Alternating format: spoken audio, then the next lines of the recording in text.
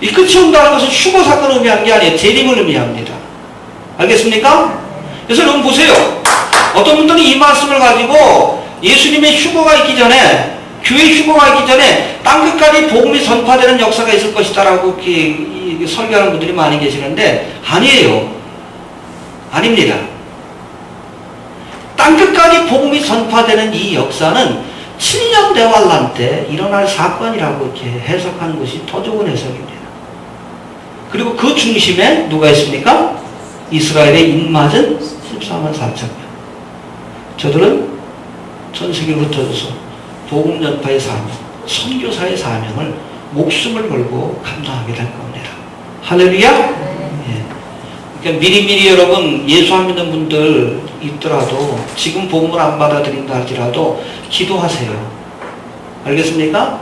휴거의 사건이 있고 나서라도 그때라도 좀 정신을 차리고 예수를 믿고 또 하나님의 택하신 이 종들을 통해서 전파된 그 말씀을 받아들이고 좀 순교의 길을 갈 수 있도록, 구원의 길을 갈 수 있도록 미리 좀 관심을 가져주시고, 지금은 농담으로 여겨도 혹시 내가 사라지거든 이렇게 해라 말씀해 주시길 바랍니다. 전 그러고 있어요. 꼭 여러분들 하시길 바랍니다. 예. 근데 한 가지 흥미로운 것은 오늘 본문에 등장하는 12지파, 여러분 성경에 보면 12지파에 관한 소개하는 말씀들이 한 19번인가 나오는데, 그때마다 그 여러분 12지파의 목록이 다 달라요. 어떨 때는 이 지파가 들어갔다가 빠지기도 하고, 어떤 경우는 이 지파가 들어갔다 빠지기도, 레위 지파가 들어가기도 하고 빠지기도 하고. 오늘 본문에 소개되어 있는 이 12지파에 관한 말씀도 보면 우리가 전통적으로 구약에 나오는 그런 12지파의 소개하는 목록하고는 차이가 있습니다. 여기 보니까 12지파 가운데 단지파와 에브라임 지파가 빠져 있어요. 해봅시다. 단지파, 에브라임 지파가 빠져 있다. 그리고 보통 12지파 얘기할 때 레위 지파는 그 생략이 되거든요. 이해가 됩니까? 하나님의 택한 족속이기 때문에. 근데 오늘 본문에 보면 레위 지파가 들어가 있어. 단지파와 에브라임 지파가 빠져 있고 레위 지파가 들어가 있습니다. 그리고 에브라임 지파 대신에 요셉 지파가 들어가 있어요. 사실은 여러분, 에브라임은 요셉의 아들이거든요. 요셉에게 두 아들이 있었습니다. 에브라임과 므낫세라는 아들이 있었어요. 근데 이 요셉이 이스라엘 백성들이 기근으로 인해서 어려움을 겪을 때에 결국 그 이스라엘 민족과 형제들을 애국으로 불러들여서 저들을 구원하는 그러한 사명을 감당하게 됩니다. 할렐루야? 창세기 35장부터 나오잖아요. 장자의 사명을 감당해요.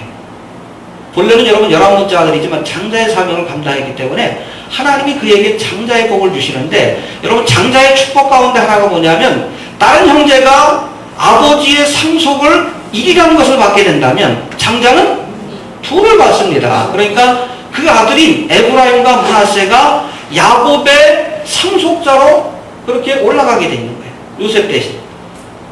그래서 여러분 원래는 요셉 지파가 아니라 에브라임과 므낫세로 소개해야 되는데, 에브라임 지파가 빠져있는 자리에 거기다가 요셉 지파를 집어넣는 것을 우리가 보게 됩니다. 이유가 뭔가 여러 가지 이유와 추측이 있지만, 특별히 이 단지파와 에브라임 지파는 이스라엘의 역사 속에서 우상숭배의 죄와 관련이 있어요. 단지파도 그랬고. 그래서 거의 그냥 단지파가 멸종될 만큼 하나님의 심판을 받습니다. 에브라임 지파도 그렇고. 그러니까 이 우상숭배의 죄 때문에 특별히 하나님의 사명을 감당하는 14만 4천 명의 그 숫자에서 빠졌다라고 이렇게 이해하시면 됩니다. 알겠습니까? 예. 여러분, 구속받은 백성이라 할지라도 보세요. 사명자가 되기 위해서, 비록 12지파라 할지라도 하나님 앞에 인을 맡고 복음 전파의 사명을 감당하기 위해서는 더 엄격한 기준을 통과해야 된다는 사실을 우리가 오늘 본문에 나오는 그 12지파의 목록을 통해서도 확인할 수 있다는 겁니다.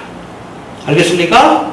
물론 여러분, 에스겔서 이 48장에 보면 이 빠졌던 단지파가 다시금 이 천년왕국 때 야곱의 12지파 가운데 하나로 이 천년왕국을 상속하는 그런 장면이 또한 소개되고 있습니다. 이해가 됩니까? 예. 하나님의 구속받는 백성이 되는 것하고 또 특별한 사명을 위임받는 것은 또 다른 차원의 문제다. 더 엄격한 기준에서 하나님께서 선택하신다는 것을 우리가 알 수 있습니다. 그 과정 속에서 우상숭배의 죄와 관련이 있던 에브라임과 단지파를 하나님께서 제외시켰다라고 이해하시면 됩니다. 근데 어떤 분들은 그렇게 얘기를 해요. 야, AD 70년에 이스라엘 멸망하고 나서 이스라엘의 족보가 다 사라졌는데, 그리고 한 2000년이 흘렀잖아. 누가 에브라임 집하고 누가 단 집하고 누가 므낫세 집하고 알 수 없지 않느냐. 야, 알 수 없는데 이게 12지파라고 묘사된 건 이거 비유적으로 해석해야 되는 근거가 아니냐, 이렇게 주장하는 사람들이 있는데, 여러분 지금 몰라요.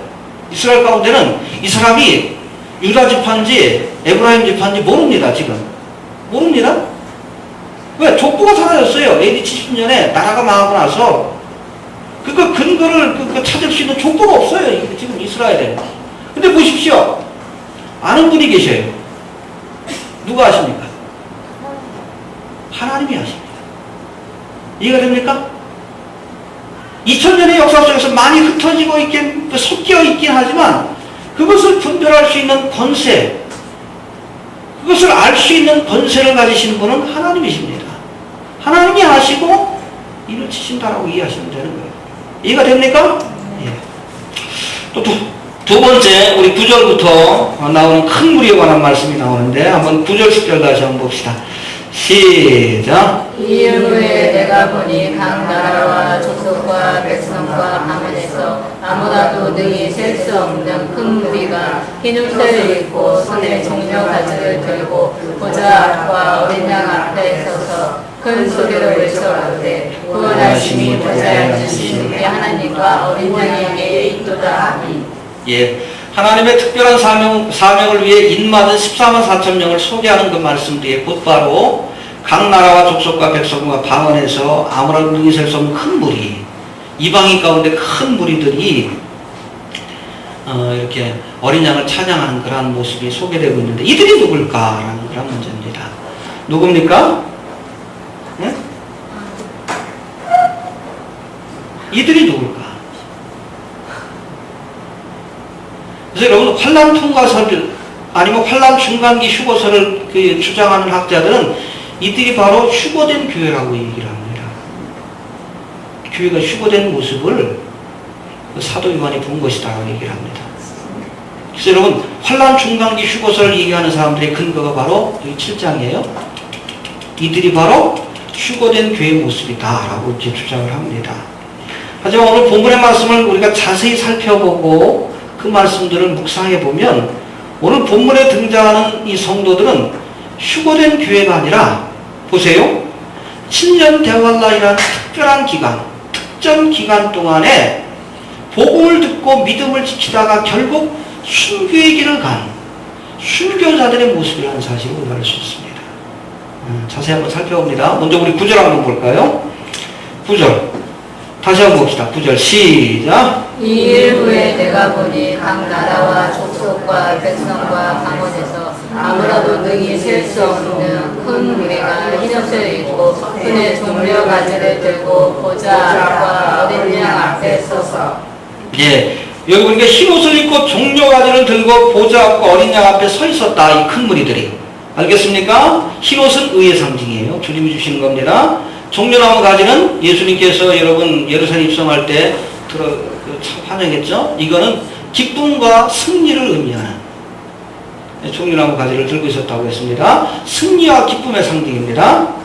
이들은 주님이 주시는 의로운 옷, 흰 옷을 입고 승리와 기쁨의 상징인 종려나무 가지를 들고 보좌에 앉으신 하나님과 어린 양을 찬양하고 있었다라고 오늘 성경은 말합니다. 하나님과 어린 양의 보좌 앞에 있었던 것을 보면 이들이 지금 머물고 있는 것이 어디예요? 지상이 아니라 천상으로 이렇게 저들이 천상에서 하나님을 찬양하고 있다는 것을 우리가 알 수 있습니다. 이 말씀만 보면 휴거된 교회의 모습으로 이해될 수도 있다는 겁니다. 이해가 되십니까? 그렇죠? 휴거된 교회의 모습, 지상에서 천상으로 옮겨진 교회의 모습으로 이해될 수도 있다는 거예요. 하지만 이들이 누구인가를 구체적으로 설명하고 있는 14절의 말씀에 보면, 그렇죠? 그 사도 요한이 장로 중에 한 사람에게 이들이 누굽니까? 했더니 14절에 이 장로가 이들에 관해서 설명하는 말씀이 나오는데 한번 봅시다. 14절의 말씀에 보면 이들이 교회 시대가 아니라 7년 대환란이란 특별한 기간 동안에 순교한 환란 성도라는 사실을 우리가 확인할 수 있다는 거예요.